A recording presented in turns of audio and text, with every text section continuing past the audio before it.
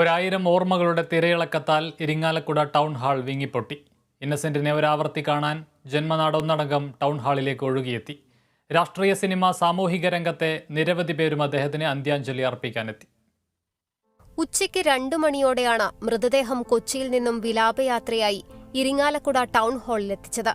ഇന്നസെന്റിന്റെ പ്രസംഗങ്ങൾ ചിരി പടർത്തിയ അതേ ടൗൺ ഹാളിൽ അദ്ദേഹത്തിന്റെ ചേതനയറ്റ ശരീരമെത്തുമ്പോൾ അകത്തും പുറത്തുമായി കാത്തുനിന്നത് ജന്മനാടൊന്നടങ്കമാണ്.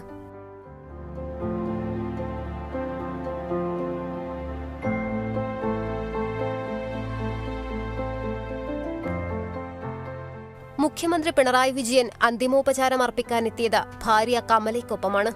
കുടുംബാംഗങ്ങളെ ആശ്വസിപ്പിച്ച ശേഷം അവരോടൊപ്പം അല്പസമയം ചെലവഴിച്ചാണ് അദ്ദേഹവും ഭാര്യയും മടങ്ങിയത്.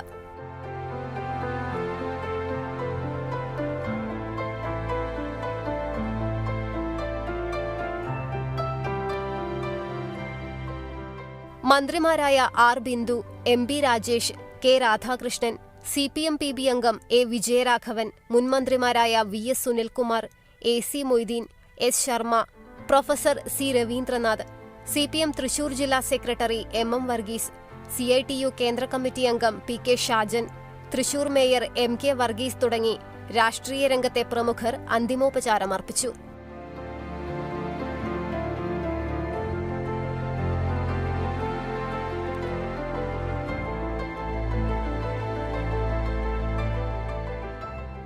ഇന്നസെന്റിന്റെ വിയോഗത്താൽ ക്യാമറകൾക്ക് മുന്നിലും സങ്കടമണ പൊട്ടിയൊഴുകുന്ന അവസ്ഥയിലായിരുന്നു സത്യൻ അന്തിക്കാട്.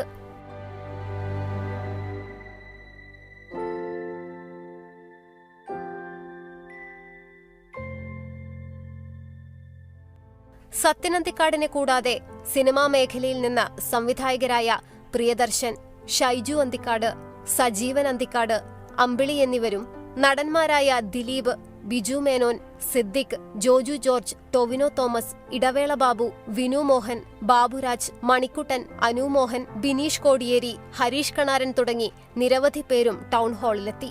വൈകിട്ട് 5:30-യോടെയാണ് മൃതദേഹം ഇന്നസെന്റിന്റെ വസതിയായ പാർപ്പിടത്തിൽ എത്തിച്ചത്. നടന്മാരായ മോഹൻലാലും സുരേഷ് ഗോപിയും ഇന്നസെന്റിന്റെ വീട്ടിലെത്തി അന്തിമോപചാരം അർപ്പിച്ചു.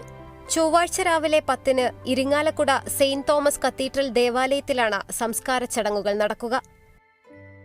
Kerala vision news, Thrissur.